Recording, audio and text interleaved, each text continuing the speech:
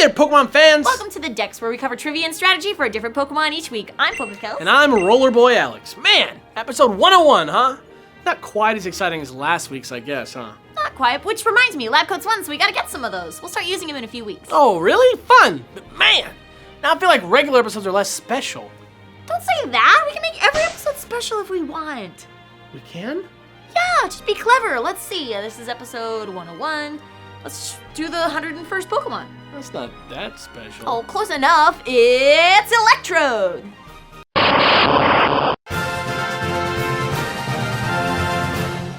I actually really like Electrode. He's the ball Pokemon from Gen 1. They eat electricity in the atmosphere, so when lightning strikes, they gorge themselves. Yeah, man, but you gotta be careful when you see Electrode because they store electricity at such high pressure that they can explode at the slightest agitation. Sometimes they just do it for fun. It's such a common occurrence that trainers have nicknamed Electrode the Bomb Ball, which makes this dude seem extra brave. Props, man.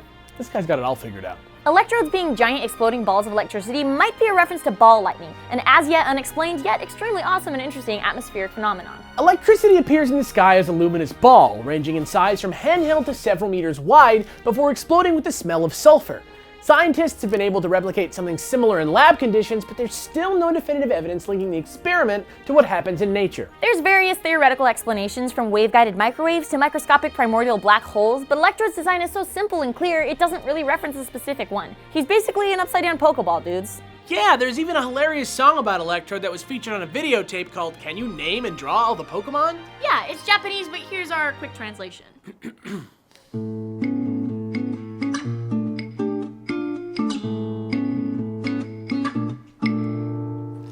You start with the roundish ball, and then it starts to crack in half. You color in the bottom half Electrode. That's nice. Kinda. Now, sit back, relax, and get ready for this week's ridiculous segment. It's You Heard It Here First. Ya heard it here first.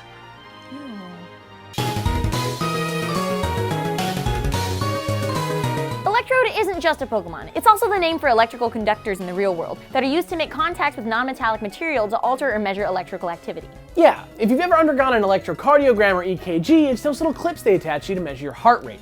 They can be totally helpful like that, or badass like the electrodes used in arc welding. Only thing is, Electrode the Pokemon isn't really used like this or linked to it in any clear way. Being a ball even makes him kind of a poor Electrode because he can't really attach to anything. So why is that his name? Totally had us vexed too, until we looked at the Pokedex entry for Voltorb. It's pre-evolution from Pokemon Sapphire, which says, it is rumored that it was first created when a Pokeball was exposed to a powerful pulse of energy. Which got us thinking, where have we heard this before? And then we were like, oh yeah, Frankenstein by Mary Shelley. Dr. Frankenstein brings his monster to life by a combination of things he learns from chemistry, anatomy, and the energy he witnesses when he sees lightning strike a tree. We've all seen the clips of Frankenstein's monster being lifted into the sky and being struck by lightning as Dr. Frankenstein screams, "It's alive!" That's exactly what might have happened to Electrode. But aren't Pokeballs metallic? Didn't we say Electrodes were used for sending currents through non-metallic material? Well, to be honest, we don't know whether Pokeballs are currently metallic, but we do know at one point they weren't. That's right. Pokeballs were originally made by fitting a small device to apricorns, the fruit of the apricorn tree from the Johto region. If Voltorbs and Electrodes were old Pokeballs that came to life, maybe the devices acted as electrodes for the apricorn? So does tree versus lightning really equal life? No, but Dr. Frankenstein sure thinks so. Man, good job, Game Freak. There's so much more to this guy than just an upside-down Pokeball with perfect teeth. And remember, you heard it here first. An upside-down Pokeball with perfect teeth? That's harsh. Whatever, I learned. Speaking of which, let's learn about some Gen 6 Electrode battle strategy. Pokeball! I deserve that. Electrode isn't super strong, but his speed stat makes him like the 10th fastest Pokemon. Let's take a risk with a set placing him as the lead on a rain dance team. Start with a timid one and super train in HP and speed. Weather isn't super OU these days, but you gotta get it up anyway, so start with Taunt to stop whatever setup your opponent's lead is going to do, and take the next turn to use Rain Dance. If you take a hit, hold leftovers to stay in as long as possible, and hope your ability static leaves your opponent paralyzed. If it's not safe to taunt, your superior speed lets you use Volt Switch to get out of there safely while still causing some nice damage. If rain is up, however, nail your opponent with 100% accurate Thunder. Of course, that's not the only way to train an Electrode, so as always, here are a few random thoughts. If you're not running Rain Dance, swap Thunder for Thunderbolt and give him Life Orb instead of leftovers to make up for Electrode's Just Okay special attack stat. Just Okay special. Counter ground types with hidden power grass. It's not going to be devastatingly powerful, but most ground types aren't especially defensive anyway. And finally, Signal Beam is a great surprise move to use for a quick revenge kill or to threaten a grass type switch in. And that's it, Electrode. Shout out to Dead 2000.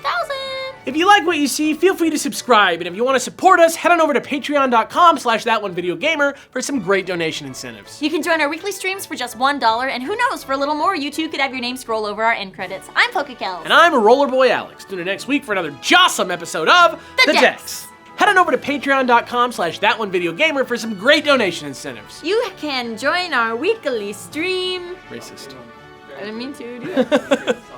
Oh yeah? Fun! But man, I don't feel like regular episodes are less special. Oh, don't say that. We can make every episode special if we want.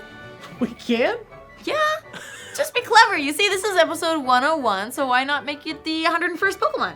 It's not that special. That's okay. It's Electrode. Just take that one more time.